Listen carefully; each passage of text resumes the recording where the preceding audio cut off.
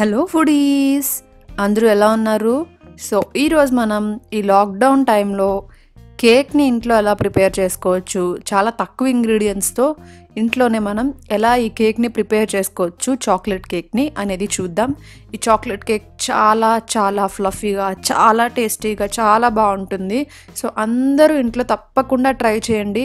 ఇంట్లో పిల్లలు ఉన్నా లేకపోతే పెద్దవాళ్ళు అయినా ఎవరికైనా చాక్లెట్ కేక్ నచ్చుతుంది కదా. సో ఖచ్చితంగా ట్రై చేసి చూడండి.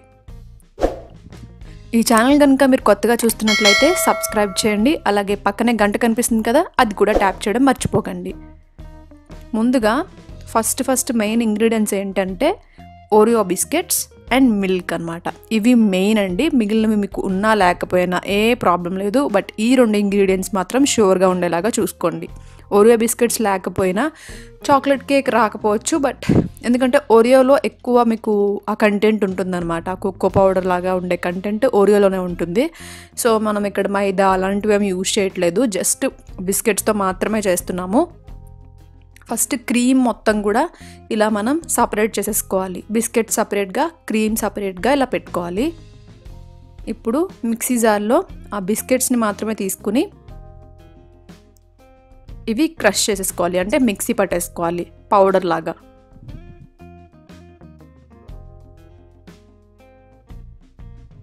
సో ఇలా పౌడర్ లాగా మిక్సీ పట్టేసుకున్నాం కదా. మెత్తగా పౌడర్ అవసరం లేదు, కొంచెం మామూలుగా వచ్చేలాగా చూసారు కదా ఎంత అలా వచ్చిందో. సో ఇలా పౌడర్ లాగా మిక్సీ పట్టుకున్న తర్వాత ఒక బౌల్లోకి దీన్ని తీసుకుని, ఇప్పుడు నేను సపరేట్గా ఒక 4 to 5 స్పూన్స్ ఆఫ్ షుగర్ తీసుకుని దాన్ని పౌడర్ లాగా చేశాను. మీరు కావాలనుకుంటే యాడ్ చేసుకోవచ్చు. జనరల్గా మనకి బిస్కెట్స్లోనే కొంచెం షుగర్ కంటెంట్ ఉంటుంది కాబట్టి మళ్ళీ యాడ్ చేసుకోవాల్సిన అవసరం లేదు. బట్ ఇది కొంచెం ఓన్లీ మనం క్రీమ్ కూడా తీసేసాం కాబట్టి కొంచెం షుగర్ కూడా వేసుకుంటే ఆ స్వీట్నెస్ అనేది బాగుంటుంది అనమాట. సో ఇప్పుడు ఆ షుగర్ పౌడర్ని దీనిలో మిక్స్ చేసేసి ఒకసారి మొత్తం అంతా కలిపేసుకోవాలి. ఇలా కలిపేసుకున్న తర్వాత పాలు చూపించాను కదా.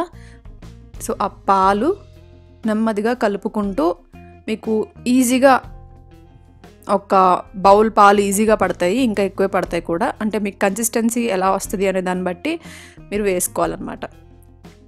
సో పాలు కొంచెం కొంచెం వేసుకుంటూ మిక్స్ చేసుకుంటూ ఉండాలి. కన్సిస్టెన్సీ మనకి సరిపడా వచ్చేంత వరకు దాన్ని మిక్స్ చేయాలి.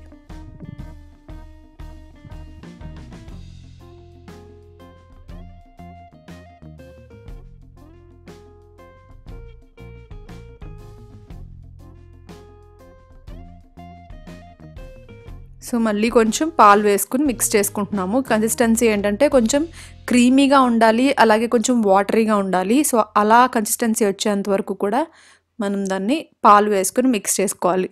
మీరు కావాలనుకుంటే పాలు వేసుకుని షుగర్ ఇవన్నీ ఒకసారి వేసేసుకుని మిక్సీ పట్టేసుకోవచ్చు. తర్వాత కొంచెం వంట సోడా వేసుకోండి, లైక్ వంట సోడా, బేకింగ్ సోడా ఏదైనా. మనకు ఇప్పుడు బేకింగ్ పౌడర్ ఇవన్నీ దొరకవు కాబట్టి. లేదు మీ దగ్గర సోడా లేదు అని అనుకుంటే కనుక ఈనో ప్యాకెట్స్ ఉంటాయి కదా. సో ఒక ఈనో ప్యాకెట్ కూడా వేసుకోవచ్చు, ప్రాబ్లం లేదు.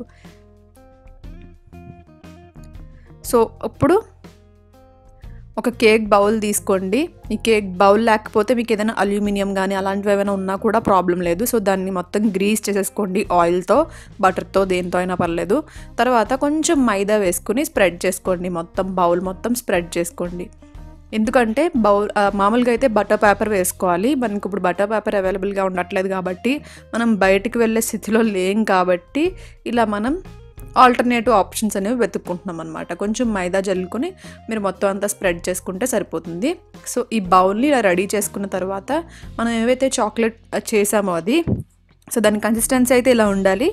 సో ఇలా ఉండేలాగా చూసుకుని దాంట్లో కొంచెం మీ బౌల్లోనే ఉంచుకుని మిగతాదంతా దీంట్లో వేసేయాలి.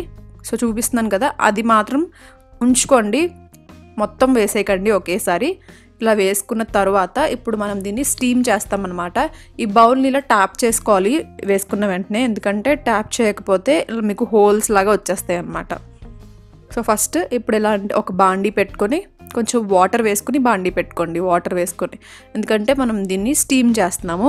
ఇప్పుడు యాక్చువల్గా మనకి స్టాండ్ ఉంటుంది కదా, ఆ స్టాండ్ పెట్టుకుని ఇది పెట్టుకోవాలి. సో మా ఇంట్లో కూడా స్టాండ్ లేదు. సో మనం ఇప్పుడు కొనుక్కునే వాటిలో వెతుక్కోకుండా ఇంట్లో ఉన్న వాటిని ఎలా ఉపయోగించుకోవచ్చు అనేది ఐడియా ఆలోచించాను. సో స్టీల్ మూత పెట్టేశాను, మూత పెట్టి దాని మీద ఇది పెట్టాను అనమాట. అండ్ ఇప్పుడు మూతకి కూడా మనం మొత్తం క్లాత్ అంతా వ్రాప్ చేసేసి క్లోజ్ చేసేయాలి లిడ్ని.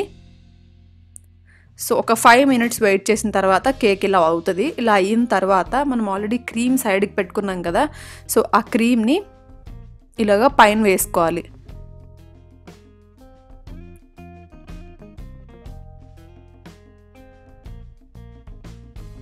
ఇలా వేసుకున్న తర్వాత ఇందాక మనం కొంచెం పక్కన పెట్టేసుకోమని చెప్పాను కదా ఏవైతే మిక్స్చర్ ఉందో, సో ఇప్పుడు దీనిపైన అది వేసుకుని ఇలా స్ప్రెడ్ చేసుకోవాలి నెమ్మదిగా. ఆ వేడికి ఆ క్రీమ్ కూడా కరిగిపోయి మీకు సైడ్స్కి మధ్యలో ఆ క్రీమ్ కూడా తగులుతూ ఉంటుంది అనమాట. చాలా బాగుంటుంది అలా చేసుకుంటే. అంటే క్రీమ్తో పాటు మీరు మిక్సీ పట్టేయకుండా ఇలా చేస్తే బాగుంటుంది టేస్ట్. సో ఇప్పుడు దీన్ని మళ్ళీ లిడ్ క్లోజ్ చేసేసి ఒక 10 minutes పాటు స్టీమ్ చేయాలి. ఇలా స్టీమ్ చేసిన తర్వాత ఒక 10 minutesలో మీకు ఇలా వచ్చేస్తుంది కేక్. అంటే మీరు పైన క్రీమ్ అప్లై చేసిన తర్వాత మనం మళ్ళీ అది వేసాం కదా, సో దానివల్ల ఇలా మీకు కనిపిస్తుంది, బట్ చాలా టేస్టీగా ఉంటుంది. సో చూసారు కదా, టూత్పిక్తో ఒకసారి గుచ్చి చూస్తే మీకు ఏమీ అనిపించకూడదు, అంటే ఏది అంటుకోకూడదు అనమాట. సో ఒకసారి తీసిన తర్వాత చాక్తో మొత్తం చుట్టూరా తీసేసి ఒకసారి ఇలా అనేస్తే వచ్చేస్తుంది. మైదా అంతా అప్లై చేసాం కదా, సో సైడ్స్ చూస్తే మీకు వైట్గా కనిపిస్తుంది చూసారా, సో అదే క్రీమ్ అనమాట. ఇప్పుడు ఇంకొక సైడ్కి తిప్పేసుకుని మనం దీనిపైన చాక్లెట్ సిరప్ ఇంట్లోనే ఉంది, సో ఇంట్లో ఉన్నది కాబట్టి నేను సిరప్ యూజ్ చేస్తున్నాను. లేదంటే మీరు అలాగే తినేయచ్చు కేక్ని. సో నేనైతే సిరప్ యూజ్ చేస్తున్నాను. పైన కొంచెం డెకరేటివ్గాను ఉంటుంది అండ్ దాంతోపాటు ఇంకా టేస్ట్ బాగుంటుంది చాక్లెట్ సిరప్ వేస్తే.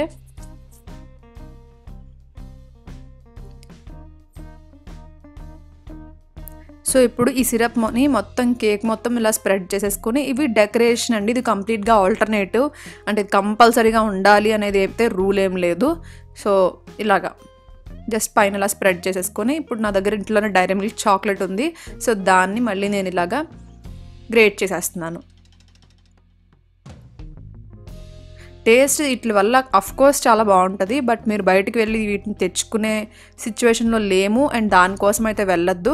సో ఇంట్లో ఉంటే యూజ్ చేయండి, లేదంటే అలాగే కేక్ని తినండి. టేస్ట్లో అయితే ఏ డిఫరెన్స్ ఉండదు, చాలా చాలా బాగుంటుంది, చాలా ఫ్లఫీగా ఉంటుంది అండ్ చాలా యమ్మీగా ఉంటుంది. సో తప్పకుండా మీరు కూడా ఇంట్లో ట్రై చేసి వాల్యుబుల్ కామెంట్స్ని నాతో షేర్ చేసుకోవడం అస్సలు మర్చిపోవద్దు. ఐ హోప్ ఈ వీడియో మీకు నచ్చుతుందని అనుకుంటున్నాను. ఈ టైంలో ఇది చాలా హెల్ప్ అవుతుంది, చాలామందికి క్రేవింగ్ ఉంటుంది కాబట్టి తప్పకుండా ట్రై చేయండి. చాలా ఈజీ ప్రాసెసే కాబట్టి. సో ట్రై చేసి మీ వాల్యుబుల్ కామెంట్స్ని షేర్ చేసుకోవడం మర్చిపోవద్దు. మళ్ళీ మంచి రెసిపీతో మేము ముందు కలుస్తాను. అంతవరకు tata bye bye, see you.